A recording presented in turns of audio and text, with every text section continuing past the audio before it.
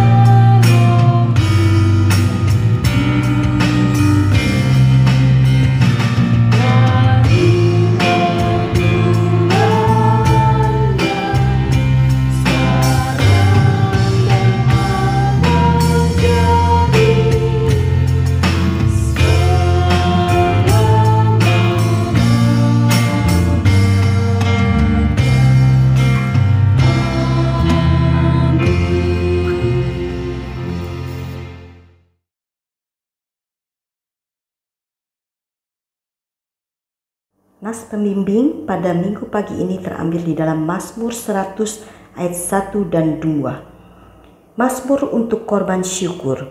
Bersorak-soraklah bagi Tuhan, hai seluruh bumi. Beribadahlah kepada Tuhan dengan sukacita. Datanglah ke hadapannya dengan sorak-sorai. Mari jemaat yang dikasihi Tuhan, kita boleh datang ke hadirat Tuhan dengan penuh sukacita. Kita naikkan pujian, datanglah ke bait-Nya.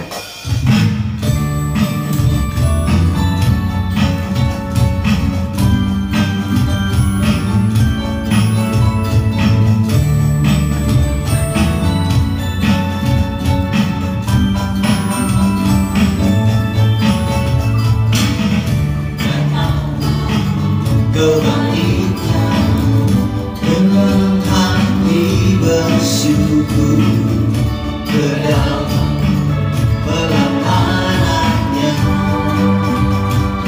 dengan hati bersuka rasa dan lihatlah betapa baiknya Tuhan bagi berlindung padanya. Akan bersorak-sorak,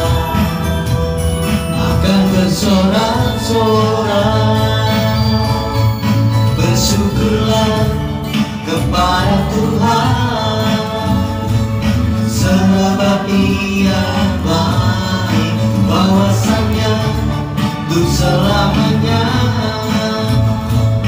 kasih setianya. Bersyukurlah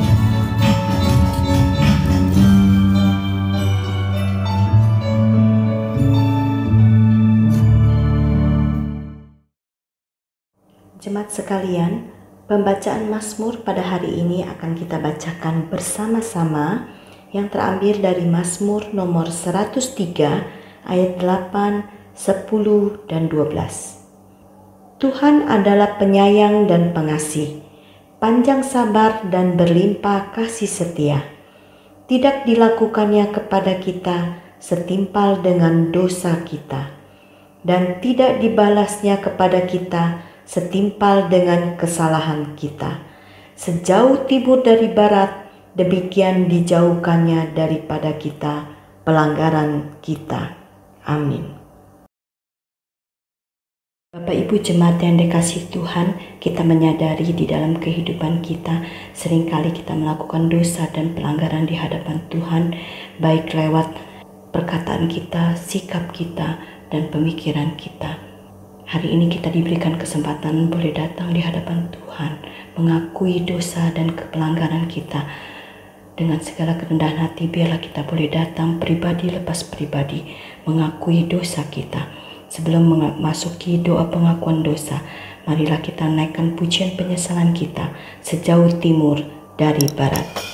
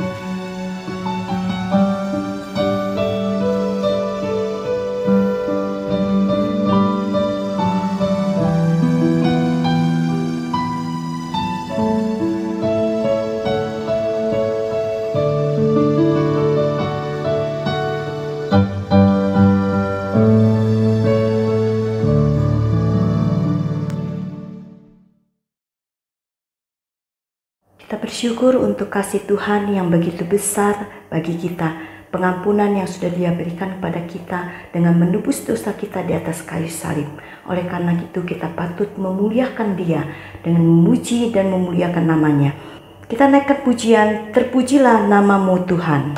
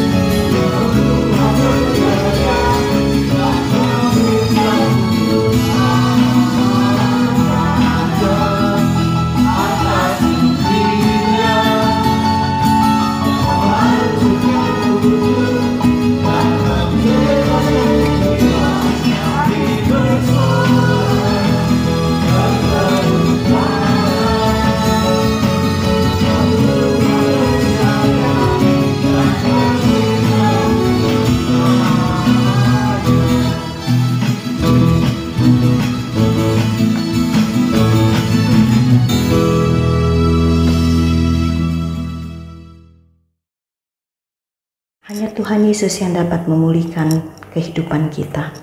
Kita boleh hidup dan kuat di dalam Yesus. Biarlah kita boleh isi hidup kita dengan kebenaran firman Tuhan yang akan membawa kita semakin dekat kepada Dia. Kita akan siapkan hati kita untuk kebenaran firman Tuhan yang akan disampaikan oleh hambanya. Kita akan siapkan hati kita dengan menaikkan pujian dalam Yesus.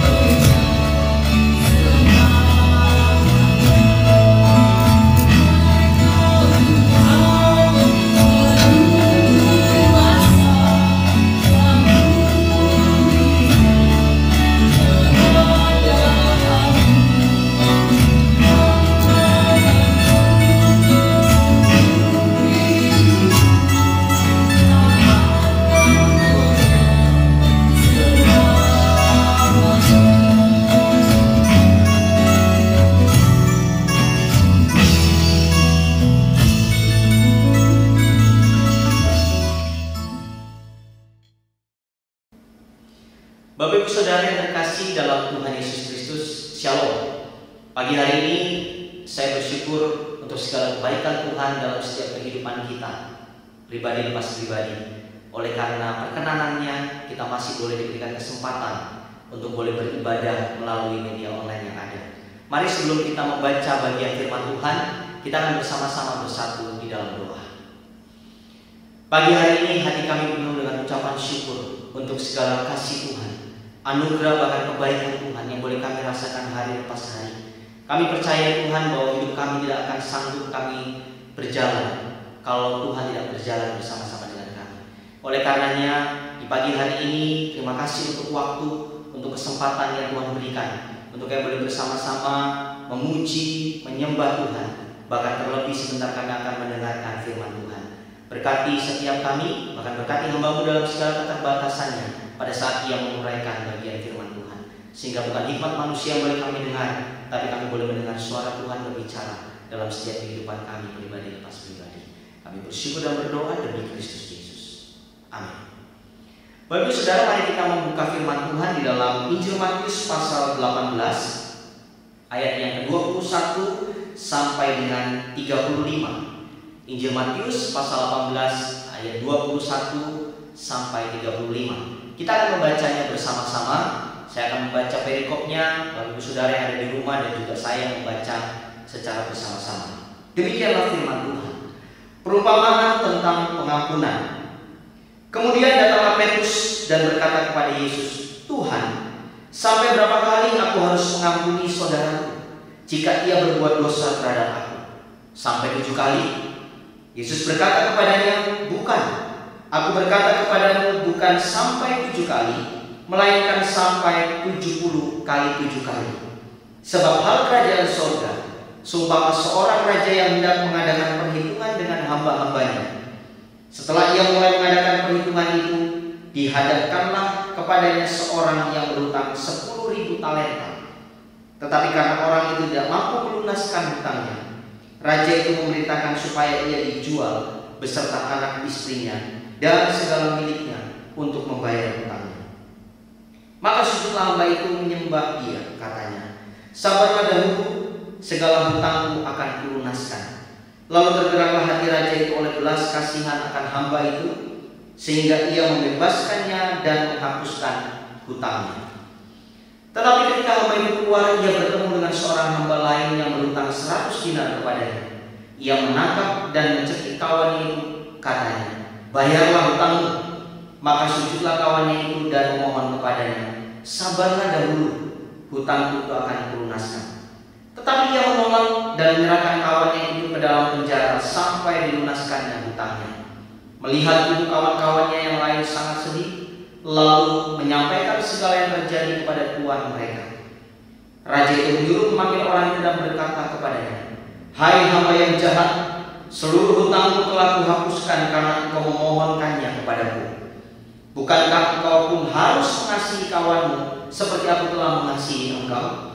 Maka marahlah tuannya itu dan menyerahkannya kepada algojo-algojo sampai ia melunaskan seluruh hutangnya. Maka Bapakku yang di sorga akan berbuat demikian juga terhadap kamu, apabila kamu masing-masing tidak mengampuni saudara dengan segenap hati." Demikianlah firman Tuhan. Tuhan Yesus berkata, berbahagialah setiap orang yang mendengar dan melakukan setiap firman ini dalam kehidupannya sehari-hari. Haleluya.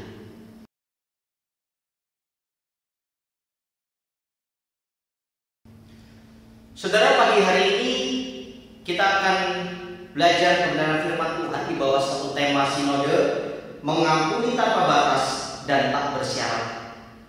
Sebelum kita membahas lebih dalam tentang firman Tuhan ini, izinkan saya untuk bertanya kepada Bapak Ibu Saudara, kira-kira munculkan satu nama yang ada dalam benak Bapak Ibu Saudara, nama orang itu bukan orang yang baik kepada kita, bukan juga orang yang senantiasa mendukung kita atau mensupport kita, melainkan munculkan satu nama yang membuat kita seringkali nggak mau ketemu dengan dia, atau membuat kita jengkel, membuat kita marah.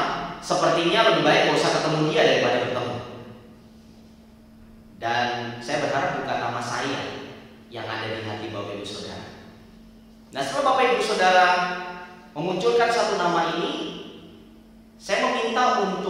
Bapak Ibu Saudara satu waktu nanti menghampiri atau datang kepada dia dan berkata bahwa saya mengasihi dan mengampuni kamu. Ya, cukup hanya berkata saya mengasihi dan mengampuni kamu. Kira-kira ini merupakan sebuah tanggung jawab yang berat atau yang mudah? Boleh dijawab. Betul sekali. Bapak Ibu Saudara mungkin berkata bahwa susah, contoh berat. Dia sudah begitu lama menyakiti hati saya. Dia seringkali membuat saya kecewa. Dia seringkali membuat saya rasanya tidak berharga. Dan perkataannya seringkali menyinggung saya. Saudara, mungkin ini yang hari-hari ini kita hadapi. Kita bertemu dengan orang yang membuat setiap kali kita kesal. Tapi di pagi hari ini firman Tuhan sangat jelas buat kita semua. Satu kali Petrus bertanya kepada Yesus, Tuhan, sampai berapa kali aku harus mengampuni saudaraku jika dia berbuat dosa? Sampai 7 kali kah? Yesus berkata kepadanya, tidak, bukan 7 kali, tetapi 70 kali 7 kali. Bilangan ini menegaskan kepada kita bahwa ini adalah bilangan yang tidak terbatas, no limit, tidak ada ujungnya. Dan ini juga merupakan sebuah tuntutan buat kita untuk kita boleh mengampuni orang atau siapapun dia yang seringkali membuat kita marah dan kesal tanpa batas. Firman Tuhan ini juga mengambil sebuah perumpamaan tentang seorang raja yang memiliki hamba yang memiliki hutang. Firman Tuhan berkata bahwa hutang dari hamba ini adalah 10.000 talenta. Jumlah nilai yang sangat banyak. Saya coba mencari data dan saya melihat bahwa 1 talenta itu ada 6.000 dinar.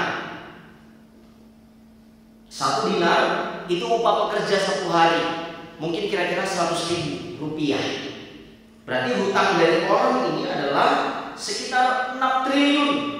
Dia harus melunasi.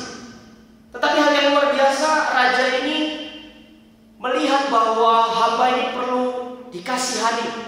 Maka tergeraklah hati raja ini dengan belas kasihan. Dan dia mulai melihat bahwa hamba ini perlu ditolong dan diberikan pengampunan. Sampai pada akhirnya hamba ini mendapatkan sebuah anugerah, dilunaskan segala hutangnya tanpa syarat. Begitu hamba ini menerima sebuah pengampunan dengan cara dilunasi hutangnya, dia pergi keluar dan dia bertemu dengan temannya yang berhutang. Firman Tuhan katakan di sana 100 dinar. Bayangkan nilai yang sangat berbeda. Yang satunya talenta, yang satunya dengan dinar. Tiba-tiba hamba yang diberikan sebuah pengampunan dalam melunasi hutang ini mencek temannya dan berkata, engkau harus bayar hutangmu. Kalau kamu tidak membayarnya, akan menyerahkan kamu ke penjara dan kamu akan berdiam di sana sampai hutang lunas. Melihat dari sikap ini, teman-temannya kemudian melaporkan ini kepada raja. Dan raja itu sangat marah dan dia katakan, mengapa kau berbuat seperti itu? Aku sudah menghapuskan hutangmu yang sangat banyak itu, tetapi waktu kau melihat teman yang berhutang kepadamu dengan nominal yang lebih rendah, engkau langsung menjebloskan dia ke dalam penjara. Raja itu sangat marah, firman Tuhan katakan, dan menyerahkan hamba yang jahat ini kepada algojo untuk dimasukkan ke dalam penjara. Saudara, tema yang diangkat oleh sinode adalah sebuah tema yang mungkin hari-hari ini kita sedang alami, pribadi lepas pribadi. Bagaimana kita mengampuni orang yang membuat kita kesal, seringkali membuat kita jengkel, dan seringkali mendiskreditkan kita dan juga tidak menganggap kita. Mengampuni juga merupakan sebuah hal yang sangat sulit untuk kita lakukan. Mengasihi tanpa syarat. Kalau kita melihat kepada diri kita pribadi, hutang dosa kita sungguhnya tidak terbatas. Tetapi dengan kematian Yesus Kristus di atas kayu salib, menebuskan, bahkan membayar lunas hutang dosa kita. Dia melakukan itu tanpa syarat.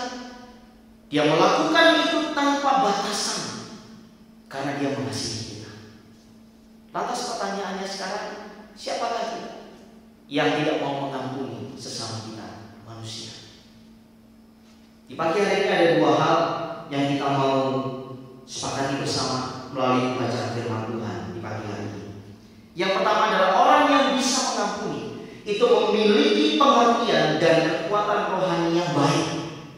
Artinya apa? Artinya adalah bahwa dirinya menyadari dia juga tidak terluput dari banyak kesalahan.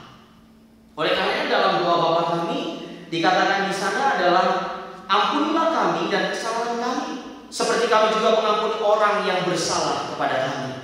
Karena dengan jelas sekali firman Tuhan katakan dalam Matius 18 ayat 35, maka Bapakku yang di sorga akan berbuat demikian juga terhadap kamu apabila kamu masing-masing tidak mengampuni saudaramu dengan segenap hati.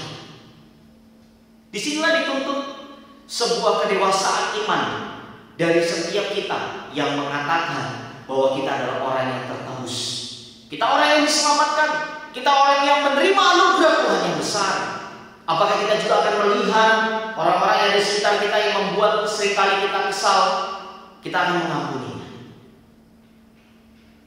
Saudara, mungkin ini menjadi perenungan kita di pagi hari ini. Apakah kita akan tetap memiliki sebuah kekerasan untuk kita tidak mengampuni, atau kita minta kepada Tuhan hati yang baru yang melembutkan setiap kehidupan kita untuk kita bisa mengampuni orang-orang yang bersalah kepada kita. Hal yang kedua, mengapa kita perlu memiliki kekuatan pengampunan? Karena di dalam hidup kita seringkali kita juga banyak mengalami konflik, baik itu dengan orang yang terdekat kita, dengan istri kita, dengan suami, dengan anak-anak, dengan lingkungan kita, bahkan tidak jarang dengan rekan-rekan sepelayanan kita.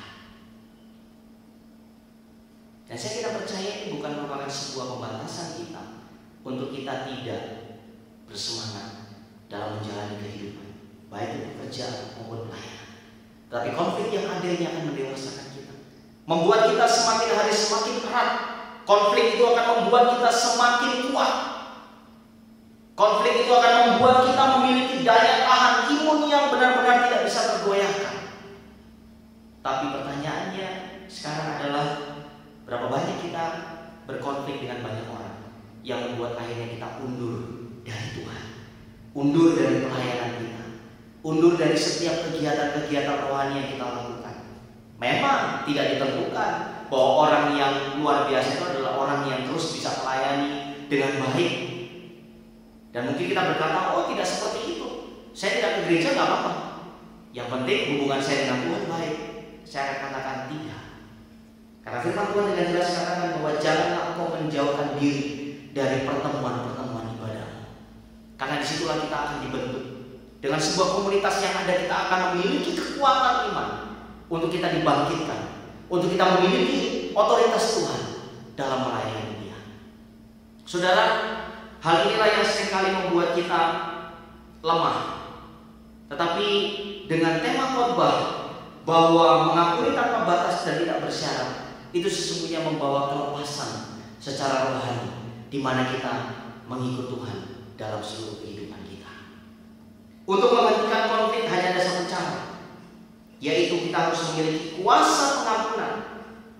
Raja Daud mengampuni Isi-Bosyet dan mau berdamai dengan keluarganya, Raja Saul. Kita membaca dalam 2 Samuel 2 ayat 4 atau 2 Samuel 2 pasal ayat 4. Daud bertambah kuat dan Isi-Bosyet semakin lemah. Tapi Daud ingin menghentikan peperangan dan berdamai. Apa yang kita mau belajar dari sebuah nasihat firman Tuhan ini? Roma pasal 12 ayat 17 sampai 21. Janganlah membalas kejahatan dengan kejahatan. Lakukanlah apa yang baik bagi semua orang, sedapat-dapatnya. Kalau hal itu bergantung padamu, hiduplah dalam perdamaian dengan semua orang. Saudara-saudaraku yang kekasih, janganlah kamu sendiri menuntut pembalasan, tetapi berilah tempat kepada murka Allah, sebab ada tertulis, pembalasan itu adalah hakku. Akulah yang akan menuntut pembalasan, firman Tuhan. Tetapi jika seterumu lapar, berilah dia makan. Jika ia haus, berilah ia minum. Dengan berbuat demikian kamu menumpukan bara api di atas kepalanya. Janganlah kamu kalah terhadap kejahatan, tetapi kalahkanlah kejahatan dengan kebaikan. Biarlah itu boleh membawa kita mengerti dan memahami bahwa Tuhan punya rencana yang indah. Saya tidak percaya begitu kita melepaskan sebuah pengampunan, ada berkat Tuhan yang tercurah. Begitu kita melepaskan pengampunan, ada mujizat Tuhan yang terjadi.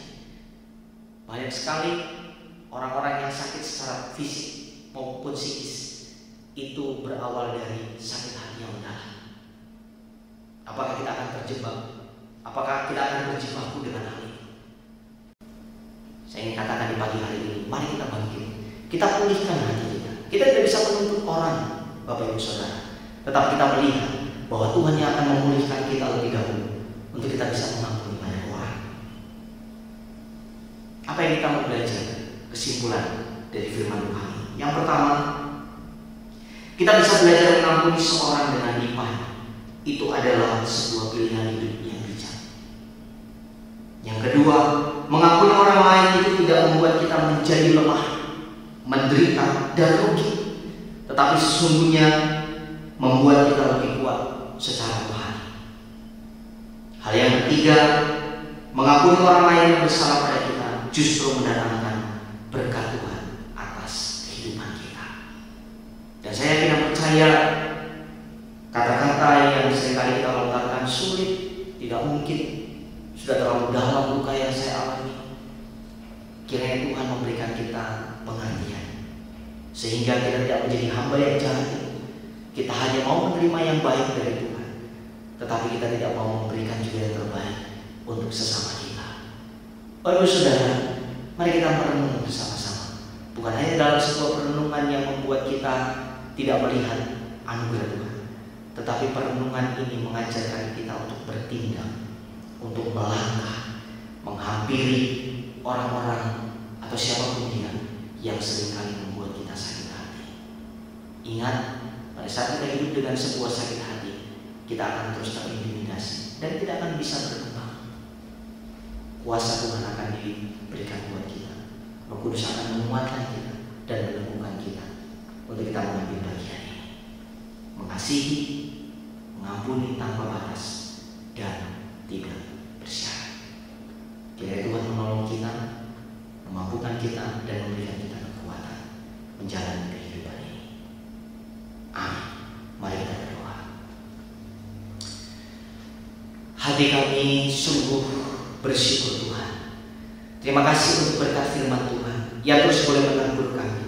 Kami tidak mengambil bagian menjadi hamba yang jahat, tetapi biarlah hidup kami ini boleh menjadi hamba yang baik, yang boleh melepaskan pengampunan, yang boleh merasakan anugerah Tuhan dan membagikannya bagi banyak orang.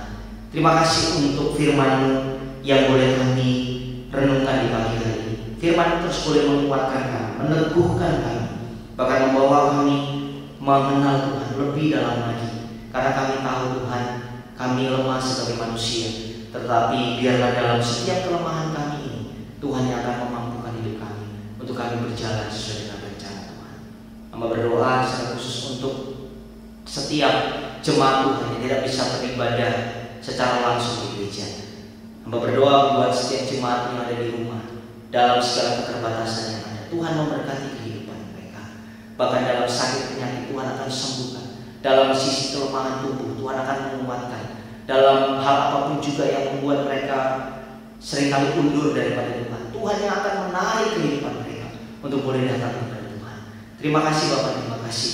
Kami juga berdoa dalam situasi pandemi yang boleh kami hadapi hari-hari ini. Biarlah ini bukan merupakan sebuah pembatasan kami untuk kami boleh memuji bahkan meninggikan nama Tuhan, terlebih mendengarkan firman. Biarlah ini terus boleh menguatkan kami. Situasi yang ada terus boleh membawa kami melihat akan karya Tuhan yang luar biasa. Kami juga berdoa untuk setiap hamba Tuhan, untuk majelis, untuk jemaat Tuhan yang Tuhan boleh percayakan untuk boleh beribadah di tempat ini. Biar Tuhan juga boleh memberkati setiap kehidupan mereka. Terima kasih Bapak. Pada akhirnya kami juga berdoa untuk bangsa dan negara kami Indonesia. Biar Tuhan memberkati pemimpin kami, presiden, wakil presiden, setiap menteri, bahkan setiap jajaran pejabat yang ada, mulai dari yang tertinggi sampai yang rendah. Tuhan memberikan berikan mereka hikmat, Tuhan berikan mereka otoritas, sehingga setiap keputusan bahkan kebijakan yang mereka ambil semuanya seturut dengan kehendak Tuhan. Terima kasih untuk kesempatan kali hari ini. Kami mengalaskan doa kami demi Kristus Yesus yang telah mengajar kami berdoa. Bapa kami yang di surga, dikuduskanlah namamu, datanglah kerajaan-Mu, jadilah kehendak-Mu di bumi seperti di surga. Berikanlah kami pada hari ini makanan kami yang secukupnya, dan ampuni kami akan segala kesalahan kami, seperti kami juga mengampuni orang yang bersalah kepada kami. Dan jangan bawa kami ke dalam pencobaan, tetapi lepaskanlah kami daripada yang jahat, karena Engkau yang mempunyai kerajaan dan kuasa dan kemuliaan sampai selama-lamanya. Amin. Tuhan Yesus memberkati kita sekalian. Jemaat yang terkasih dalam Yesus Kristus, mari kita berdiri. Bersama dengan gereja dari segala abad dan tempat, marilah kita mengikrarkan pengakuan iman percaya kita sesuai dengan pengakuan iman rasuli dengan berkata, Aku percaya kepada Allah, Bapa yang Maha Kuasa, Khalik langit dan bumi, dan kepada Yesus Kristus, Anaknya yang tunggal Tuhan kita, yang dikandung dari Roh Kudus, lahir dari anak darah Maria, yang menderita di bawah pemerintahan Pontius Pilatus, disalibkan, mati dan dikuburkan, turun ke dalam kerajaan maut. Pada hari yang ketiga, bangkit pula dari antara orang mati, naik ke surga, duduk di sebelah kanan Allah, Bapa yang Maha Kuasa, dan akan datang dari sana untuk menghakimi orang yang hidup dan yang mati. Aku percaya kepada Roh Kudus, gereja yang kudus dan am, persekutuan orang kudus, pengampunan dosa, kebangkitan orang mati, dan hidup yang kekal. Amin.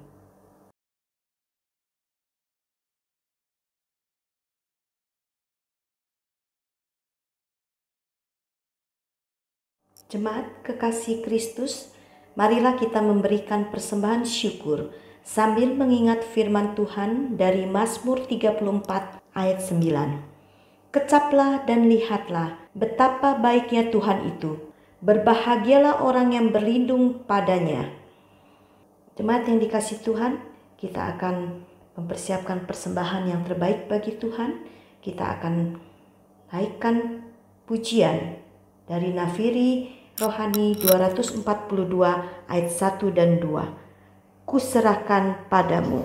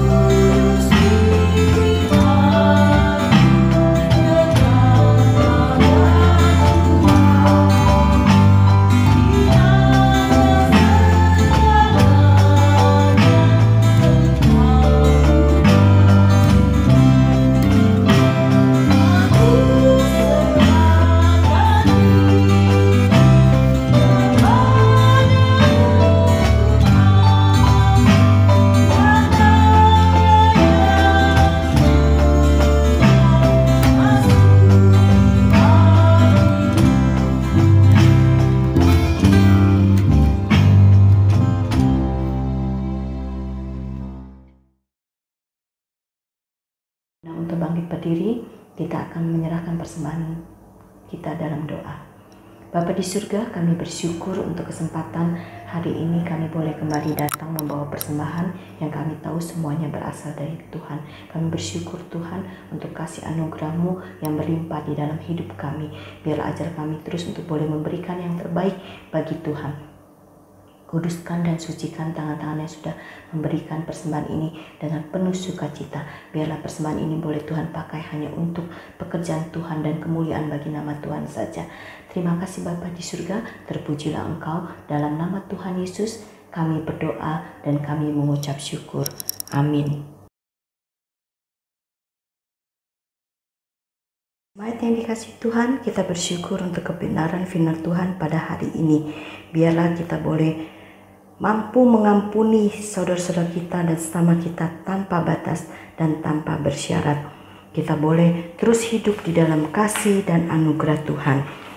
Biarlah kiranya Tuhan menolong dan menguatkan kita untuk melakukan setiap kebenaran firman Tuhan dalam hidup kita tiap-tiap hari. Kita akan mengakhiri ibadah hari ini dengan menaikkan pujian pengutusan Nafiri Rohani 296 ayat 1 dan 2. Serikat persaudaraan.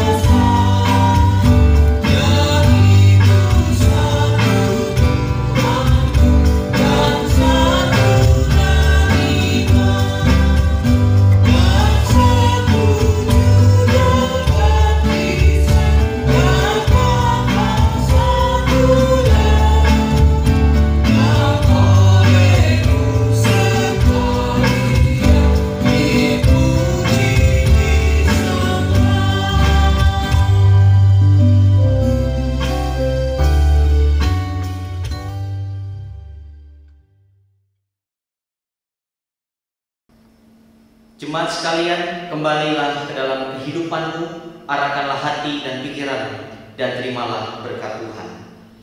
Kasih karunia Tuhan Yesus Kristus dan Allah Bapa kita menyertai kita sekalian dengan damai sejahtera yang terus-menerus melimpahkan anugerahnya di dalam segala hal, sekarang sampai selama-lamanya.